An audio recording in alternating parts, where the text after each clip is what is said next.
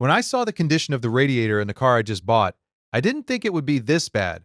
Clogged fins, a broken drain plug, and a massive amount of buildup inside that had settled on literally every single part. In this video, I'll show you how, instead of spending hundreds of dollars on a new radiator, you can restore your current one to full efficiency by cleaning it on the outside and, more importantly, on the inside. It takes just a little bit of your time to bring the cooling system back to perfect condition, and your engine will definitely thank you for it. Let's get to work.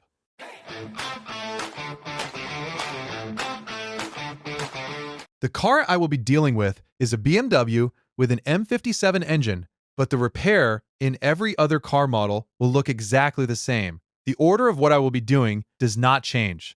In the first place, we will make ourselves some room to work. So first, I remove the engine thermal shield, then I unscrew the front metal brace, which I slide to the side without disconnecting the hood latch cable. Next, I remove the plastic radiator shroud, unplug the controller connector, and the power plug. I also slide aside the air duct collar from the intercooler to the throttle body, and at the very end, I gently remove the radiator fan, being careful not to smash anything. This way, I gain enough space for further work and get down to the most important part. The entire front section of the radiator is caked with years of accumulated gunk that has pretty much fused with the aluminum fins. On top of that, the coolant drain plug is snapped off, so I have to start the rest of the job by draining the coolant through an emergency method. It's not going to be clean, so I place a drain pan under one of the connections, pull off the metal retaining clip to unlock it, and disconnect one of the hoses that connects the thermostat to the bottom part of the radiator. The water is draining out steadily, and I'll give it a moment so I don't flood the garage, especially since there's going to be quite a bit of fluid.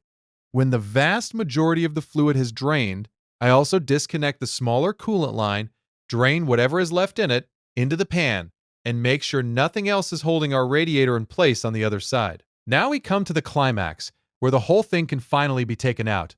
Honestly, before doing this for the first time, I was a bit worried about what I'd find once the part was out.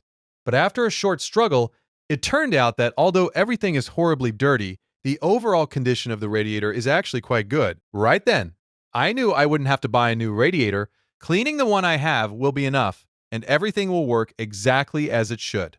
I'll start by getting rid of the broken coolant drain plug, which I couldn't unscrew by any means while the radiator was mounted in place. First, I'm going to heat up the flat tip of a screwdriver with a torch, enough for it to melt deep into the plastic piece. Right now, there is absolutely nothing to grab onto, so I'm trying to back it out using a cleverer method, which luckily turns out to work. Once the plug is unscrewed enough to catch a grip, I pull it out with small pliers, putting an end to this uneven battle. The old plug has definitely seen better days, so it's going in the trash, and I'll install a brand new original plug that I bought straight from the dealership. This is a pretty crucial part, and not wanting to snap another one, I preferred to invest $20 and buy something high quality instead of ordering an aftermarket replacement. Before screwing it into place, I moisten the seals with fresh coolant, as this will help reduce friction, allowing both rubber O-rings to seat properly in their grooves. Now, before I get to cleaning the radiator itself, I'm going to clean up inside the car's front end, where a lot of gunk has been trapped between the fins of both radiators for years.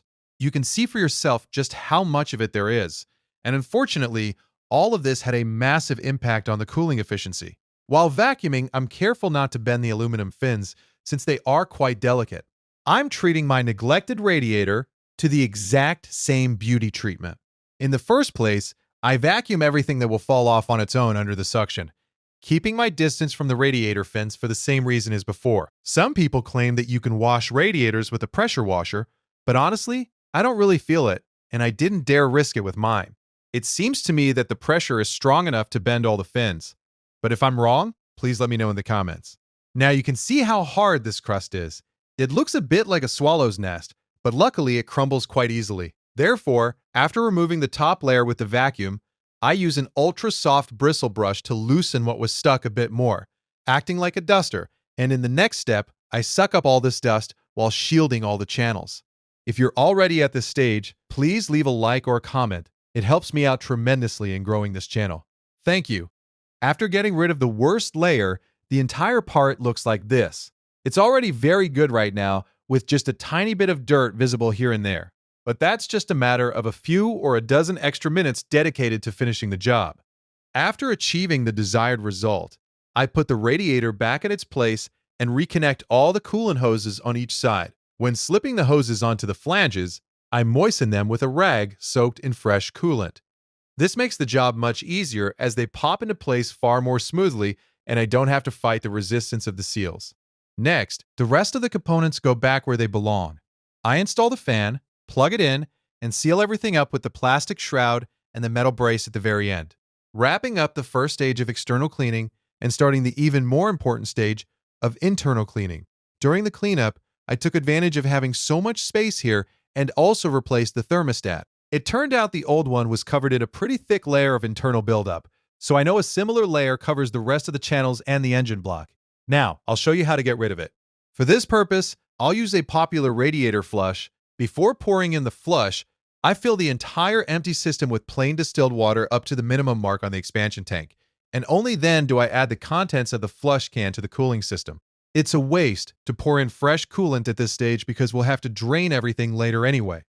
Before starting the engine, I'd bleed the system, in my case, using 2 special bleed screws, and top off any fluid loss until the level is in the optimal range between minimum and maximum. Then I start the engine. Once you do that, you'll notice that with the cap off, something starts happening in the small cooling circuit. Foam and bubbles begin to appear. That's a sign the product is starting to circulate through the system. And at this point, you need to follow the instructions very precisely on what to do next to make sure the whole procedure is completely safe for your car. While stationary, without driving the car, we warm it up to full operating temperature, in my case, until reaching 88 degrees Celsius, which is when the main thermostat opens. The car needs time to pump the solution through all the dirty nooks and crannies of the radiator, and driving will cause the entire engine to heat up too quickly. The product foams heavily and generates cavitational air bubbles, which is why safely driving with the solution inside isn't possible. Once full operating temperature is reached, you need to turn off the engine. Otherwise, it will first get airlocked and then boil over. Once the engine cools down completely, I drain the entire solution into a canister. You can see for yourself just how much foam comes out. It looks like water mixed with dish soap. Now the hardest stage begins, getting rid of every last bit of the cleaning agent from our system, which won't be easy at all. Why is this extremely important? If we don't do this properly, the active chemicals in the product will remain active during multiple warm-up and cooling cycles, eventually eating away at the seals and causing the system to leak. On top of that, if too much solution is left behind, it will keep foaming, causing the engine to trap air and overheat locally, a guaranteed death sentence for any engine lacking proper cooling. That's why, after draining all the fluid into the expansion tank, I once again do not pour in new coolant. I fill it strictly with distilled water, which will serve to flush out any remaining residue from the cleaner.